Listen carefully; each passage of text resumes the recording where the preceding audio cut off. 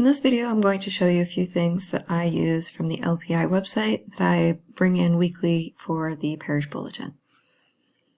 This is a brand new bulletin. I haven't added anything. This is just what it comes from after creating a new bulletin from the template. And one of the first things I will add is a cover art. So I have the bulletin open in Publisher, and I also have the LPi website open here. I don't put either in full screen. That way it's easier to move from one to the other. When I get to the We Create LPi website, where it gives you all of your information for the bulletins, I will scroll down. This is going to be the August 21st bulletin. So I'm going to go and check off this one that's pinned all August 21st information. And I'll select by date so it filters out some of that information for me. It starts by putting together some templates, which we don't use. Then it gives me some options for cover art.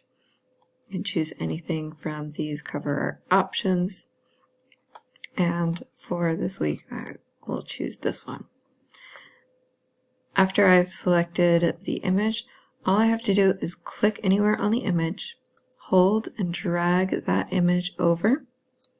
When I let go over here, it's brought a copy of the image of the cover art, and I can put it in the right box, and I'll resize it just a little bit so that it fits.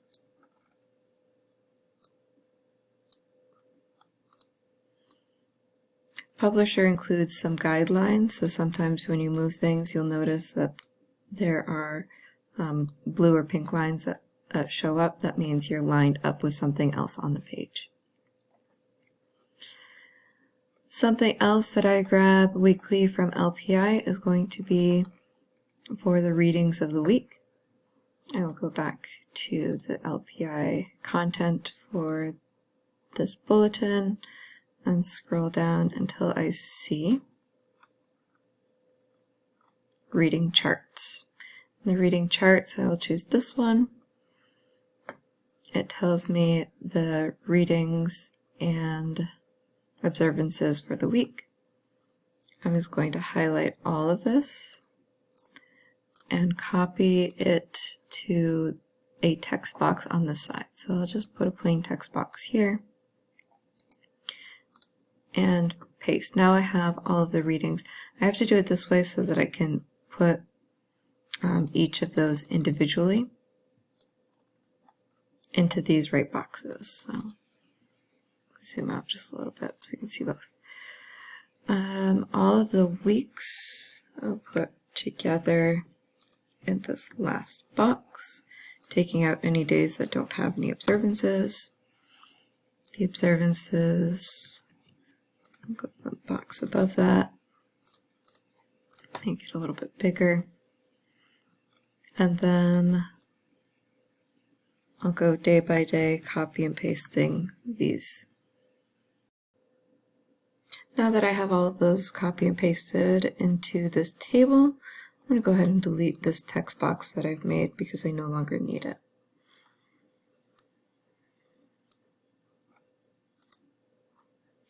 I'll close this one. And in the LPi website, it also includes a reflection. This is usually a question and answer type reflection, and an everyday stewardship reflection. I'll take a quick peek at both of these, choosing one based on the length and content. And let's say I want to go with this one for the week. Every once in a while it won't let you click on it and you have to download the document.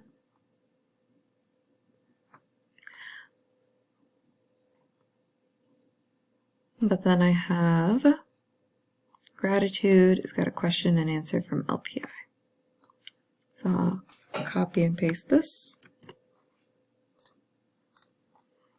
And I tend to put this here at the bottom of the Works of Mercy, assuming that there's going to be space that week.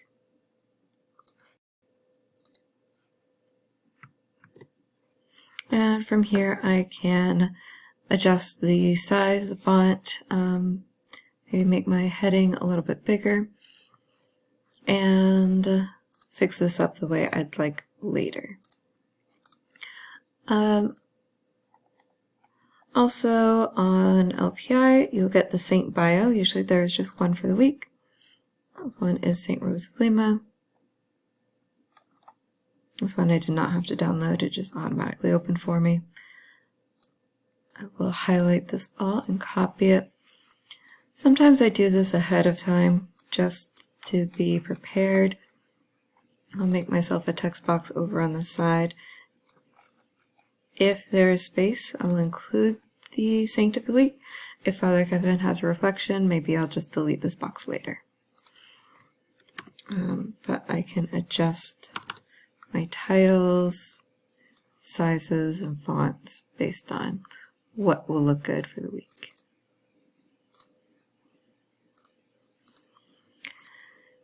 The Saint of the Week always has a picture to go with the biography.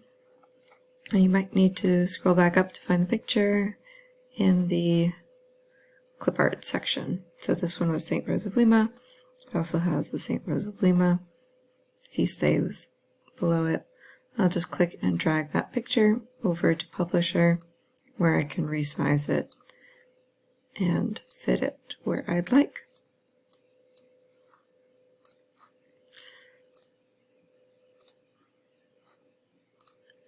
And if there are any others of these clip arts that I'd like to include, I can always click and drag those on as well. There's usually quotes, photos, and at the end tends to be the little comic and the children's art. For the children's art, it gives you some different options. Since I've been putting just the Growing with the Gospel coloring page, I'll go to this one where it just has that page.